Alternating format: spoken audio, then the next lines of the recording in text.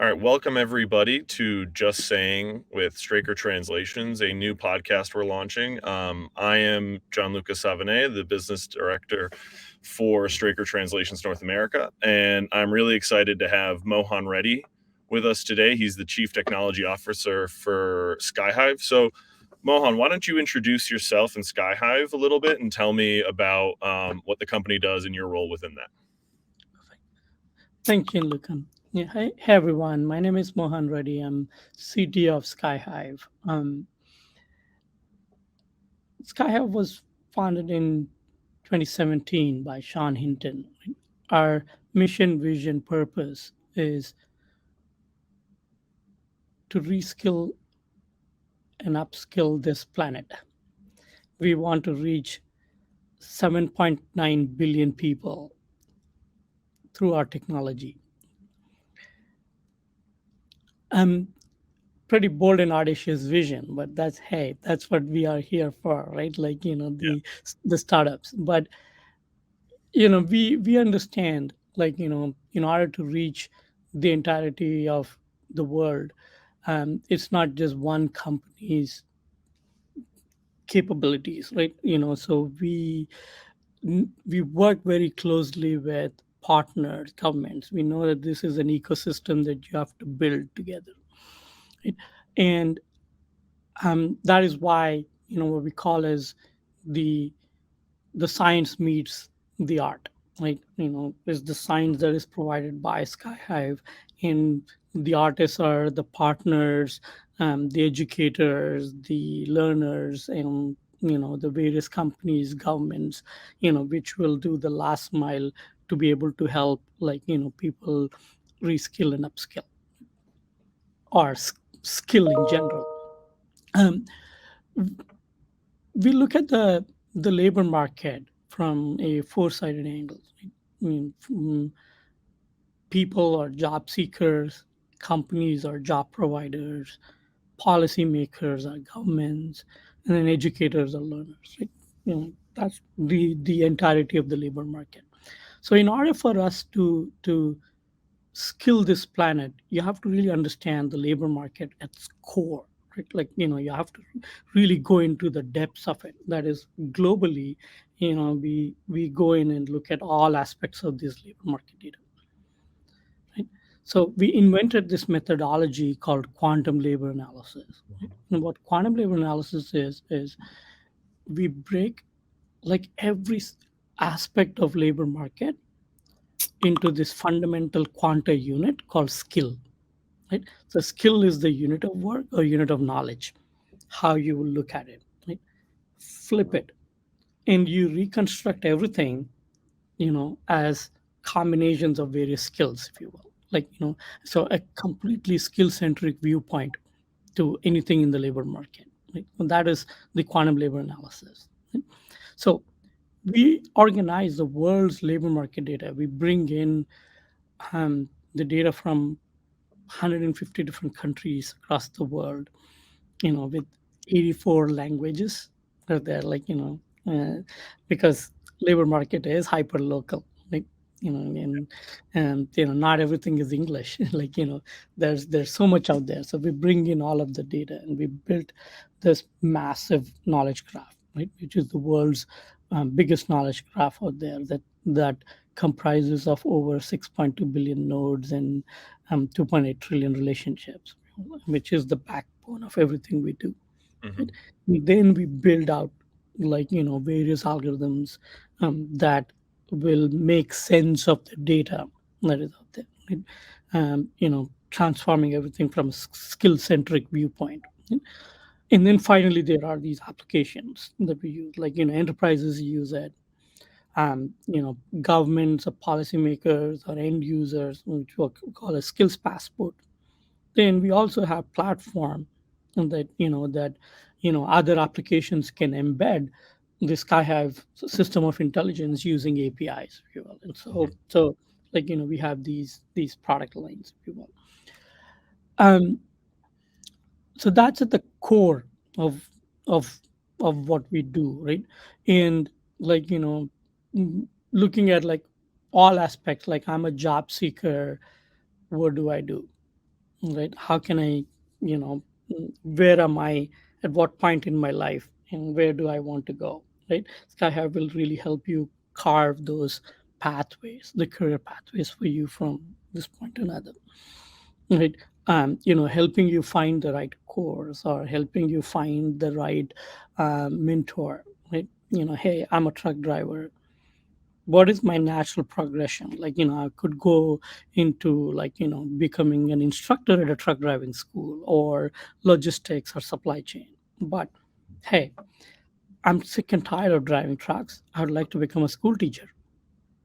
So what do I do to become a school teacher? What kind of certifications? What kind of people should I be talking to? Where should I get those mentors? Right? That is that whole journey that we would help. And it's the same, from an individual. We do that with the companies and enterprises themselves. We do that with communities and we do that with governments as well, right? More so, we just were talking with a group recently, like where, you know, right now we are at a very tough place in the world, with so many things happening, right? Like so many refugees. How do we resettle them in different countries that they're coming from? They don't know the language. They don't even have a resume.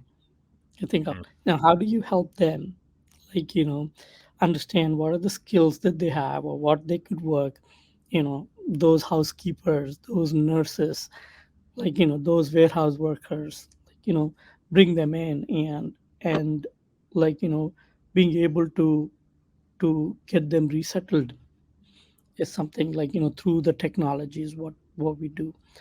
um my journey with SkyHive started a little over 3 years ago, and I'm a technologist. I got introduced to Sean through a common friend, and we bonded instantly because the vision, mission, and purpose is extremely near and dear to me. Like for very personal for me because coming from like a very lower middle class family, and like like my mother could never even go to school, right? Get educated, yet she had her own skills she discovered, and like that there's so many people, right? And this is why we wake up every single day, to do what we do really at SkyHive. Yeah, so that's where in my role, I lead the technology. It's SkyHive, and all aspects of the technology. yeah. Where do you see the company going in the next few years then? It sounds like there's this huge potential. You guys are still a very young company in a lot of ways, kind of in that startup, moving out, maturing as an organization. What are kind of the next steps? um Again, like I said, we're very bold as a company, very, very bold, right? And what we really wanted is achieve our mission, right? We want to really touch, we want to build out those, you know, 7.9 billion people, closer to 3 billion working population, build those skills passports, right? Have those people, touch them through our technology, really help them into their economic empowerment, and we're not going to stop. That is where we will be doing it for the next few years. Yeah, yeah, absolutely. So obviously, when you're talking about really trying to bring this message to everybody, trying to bring the technology to everybody, you did a great job describing the different four kind of aspects that you're working with. You have, if you look at the labor market, right, you have employers on the corporate side, you have policymakers and government, you have the actual employees as well, the people taking those positions and filling those positions, and then you also have the people upskilling, right, and skilling people in the first place, like teachers and educators. um, who do you think has been most receptive to your message so far, from that standpoint? Are there really early adopters? Are you saying businesses get it because they see that as a huge driver, or is there more on the policy side, where or the the upskilling side, or who's really the kind of your early adopter, your leader in that respect? No, we've been lucky in that aspect. right? Like, actually all of them have been extremely receptive, right? Like, even COVID kind of helped us, like, where, like, the whole thought process changed across the world, like, where the traditional way of looking at, like, work has changed completely, and everyone started really wants to, you know mm, you know unleash their potential. And I'm not being cheesy because of our like, tagline of that, but it is like, that's what, like, suddenly people started really thinking more in depth about themselves, their jobs, what they want to do with life, and that helped us, right? So there has been a massive reception across all of the four, right? Like, there needs to be, the companies need to rethink how they want to look at their workforce or what they need to do. People are rethinking what they have to do it, right? uh, Education needs to be completely revamped, because, like, going and doing, spending enormous amounts of money out there, and getting a degree for 4 years, and yet being not able to match to the right jobs makes no sense. And so, like, how do we flip the whole education from the face of it completely, like, there's that. So there's been a lot of reception, so, from across all of those different areas. Is it fair to say then that the great resignation, the great reshuffling, however you want to call it, this huge movement in the labor market, right? A lot of people changing companies, changing jobs, a lot of people going just to a new challenge within the same kind of role and industry, but also a lot of people going, I don't want to do this job at all. Has that, really shown a great push within your business? Have you guys had to scale rapidly to kind of support probably a much larger demand, or how did that affect SkyHive's business? Because that has been the topic that everybody's talking about, and it seems like you guys are right in the center of it. Yeah, I mean, directly and indirectly, right? Like, because we work with enterprises, so they have their own challenges, right? Like, talent is hard for them. They want to make sure that there's internal mobility, right?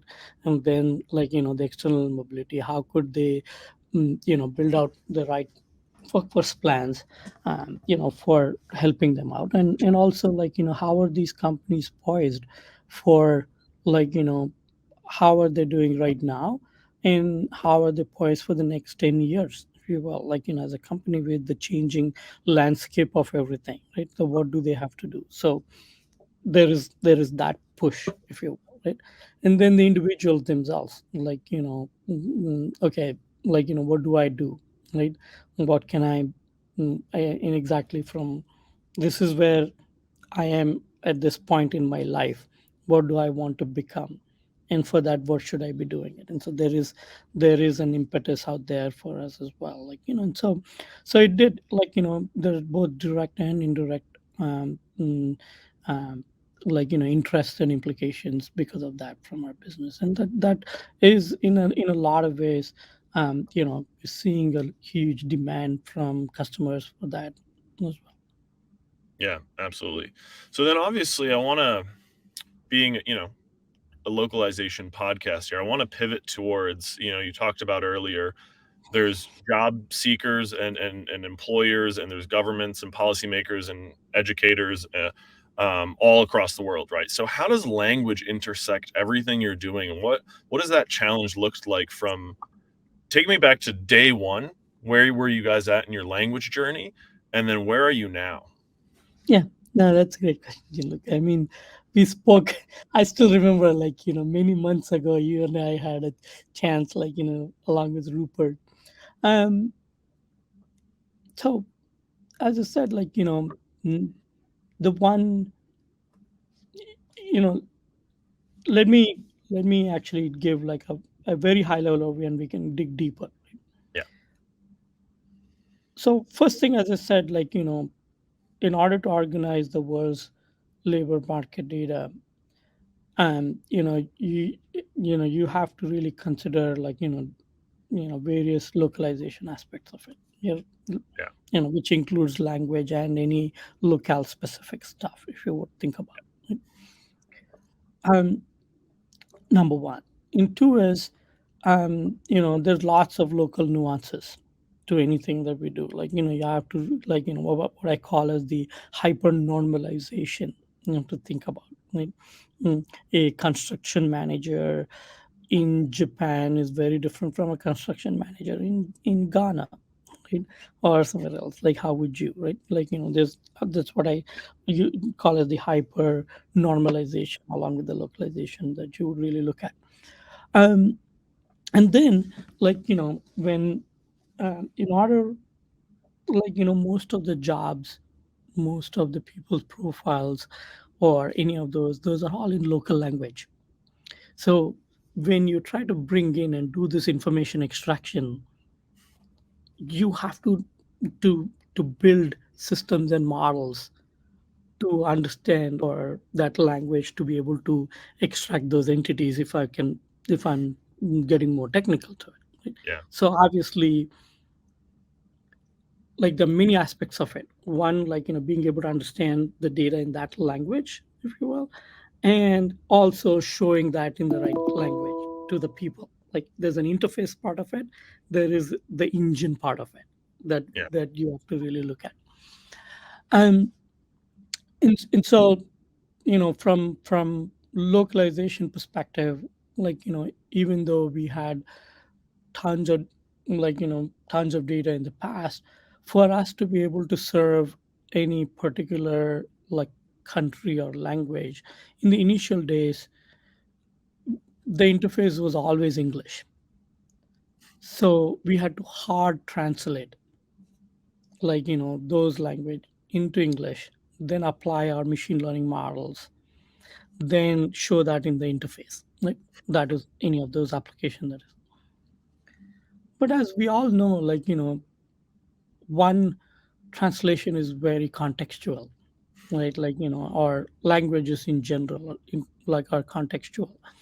Like, what you may be thinking as a retail associate in English could be sounding a completely different e-commerce specialist in Spanish. Yeah. Then when I do that hard translation, suddenly I'm going to show different skills, different jobs, but that is not the same because you lost the context within that. There were challenges that we encountered back then.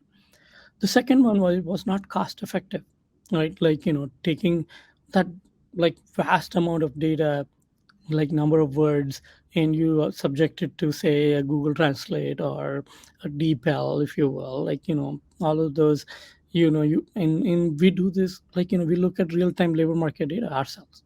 We have tons of data. We look at like, like, as I said, 150 different countries across the world. So applying translation to that is not cost effective either. So you have to really have, like, ultra low internationalization and localization capabilities built into it, so that, so that was the beginning of our journey. Like, it was not tenable, like, both from, direct translation as well as from the cost effectiveness, right? And that's when we looked at, you know different vendors who would help us with the our localization journey.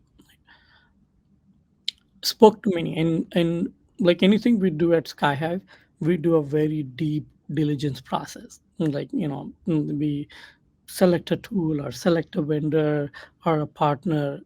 It is We go through many steps of the process.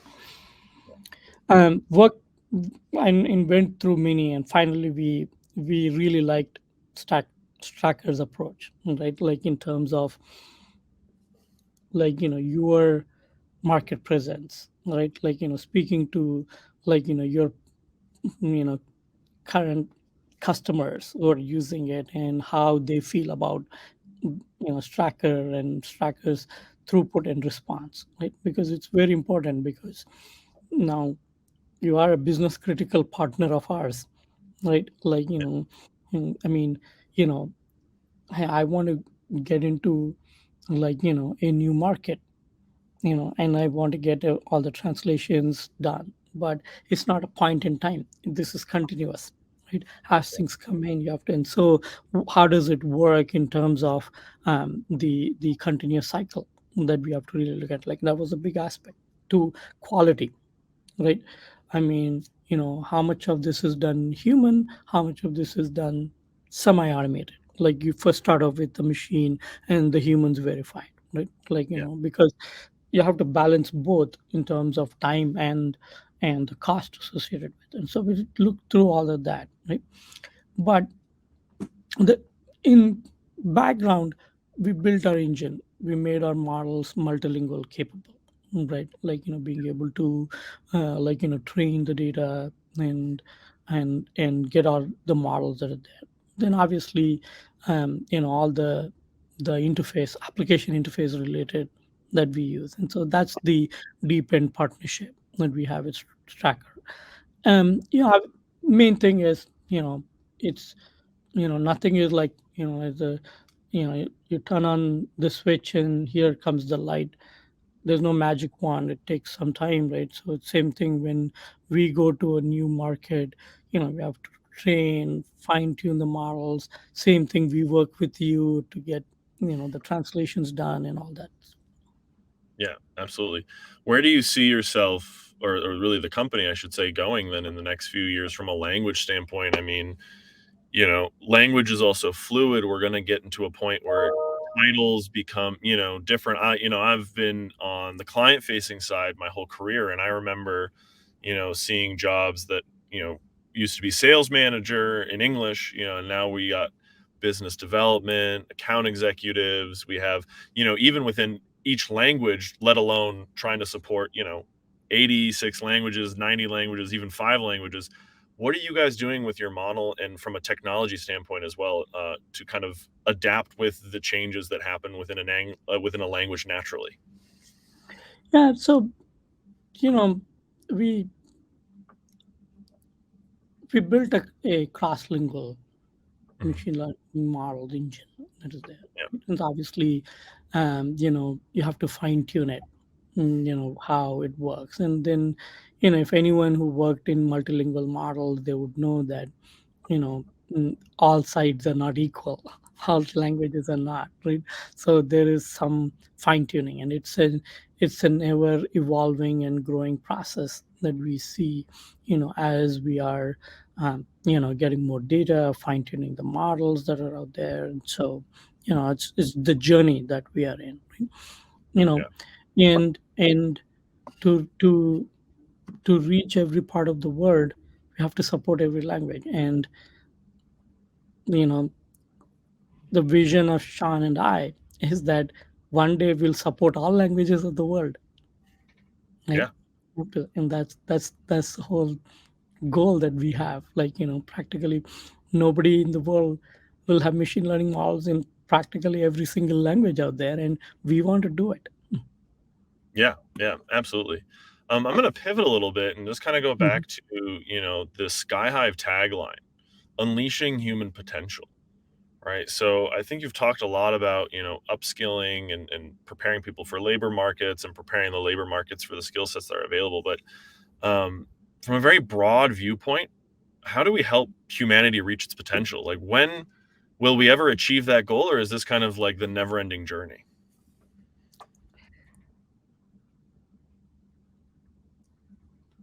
um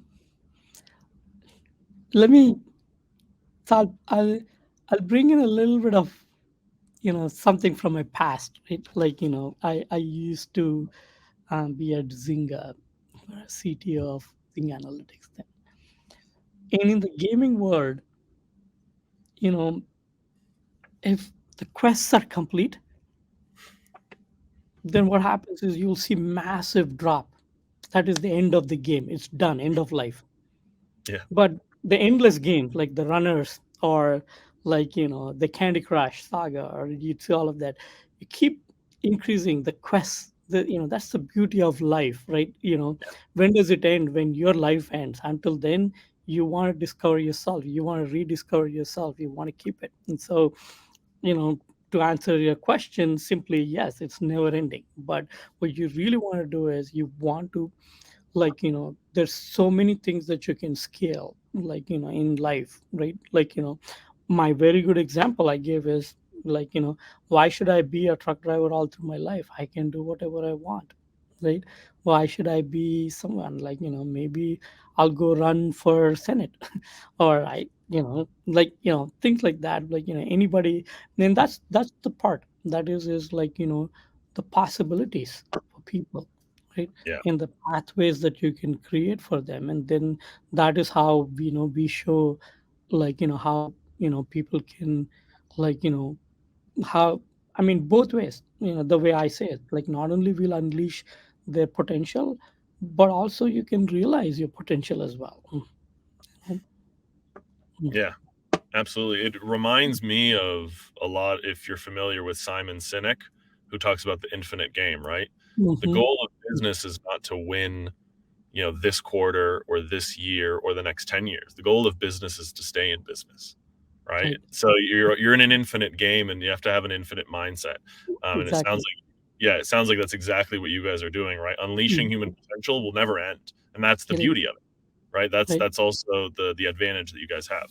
Right. I want to end here as we come up on the 30-minute mark, just from a technology perspective and from a technologist perspective. If we look at the future of translations, a lot of people kind of are on two sides of the fence around machine translations and what that means within our industry. What is your view of machine translations? Will we ever see a significant uptake in use cases, and ultimately could it replace human translators who then maybe have to look at SkyHive to upskill themselves in different ways because translators Mm. aren't in demand anymore, or not as in demand? Where do you see that technology going in the next even 10-20 years? No, the machine translations are getting better and better. They will, for sure, right? Like, with the advent of these whole transformer models, like, with the deeper understanding of the language semantics, yeah, they will definitely get better and better. But there's always, and there's an aspect of, you know as machines learn to translate, when you're going from like a very well engineered systems to a like systems that are learning, there's always this aspect that you always need a human in the loop, right? Mhm. Because it's never Turing complete. Yeah, So maybe in the past you might require 100 human translators to augment and enrich a machine translation. yeah, In the future it would be 10. So what will happen to those 90 machine translators? you know we will help them unleash their yeah. potential, like getting in next way. So Yeah, you're both solving and creating a problem that we mhm, are experiencing on our end, and we're helping you yeah, both solve and continue to create it. Yeah. So exactly. very, very much tied together. Yeah. Um, yeah, at the very end, what just my very last question to close out is, what tips do you have for startups who want to grow internationally? Like, what kind of, from both the technology and from a business side, what do they need to be aware of? Yeah. So, I've been a serial entrepreneur myself. Like, in general, whatever it is, people would say, oh, first stick to one language, one region, and then you grow, like, because, that kind of like let tell people that, you have to have focus, you have to have things like Mhm. that. And in a lot of ways, this is contextual, or like, in the type of startup you're doing. But for a startup like ours, right, I can't. If I'm dealing with a company, the company has offices across 80 different countries in the world. I can't say I'll only reskill your American employees and leave out rest of them because I can't support you. You Yeah, have no choice. You have to. And so my advice to the startups is, like, be practical, but be bold. You like, because, you know, oftentimes when you're practical and bored, you'll find creative ways of solving these problems, right? Because the world is now not like, few country centric, it is everywhere. And with COVID, like, with the whole remote work, it's everywhere. So, I would, my suggestion would be is, don't go in the old school way of thinking. Focus on one place, like, if you can, you know broaden and be bold. I love that. I think we can end on that note. Be Mhm. bold. That's a great, Yeah. motivator everybody can kind of end their day with today. So, thanks so much, Mohan. It was a great Anytime. to have you, and it was a really interesting conversation. Thanks everybody for listening, and we hope to see you next time. Okay, thank you.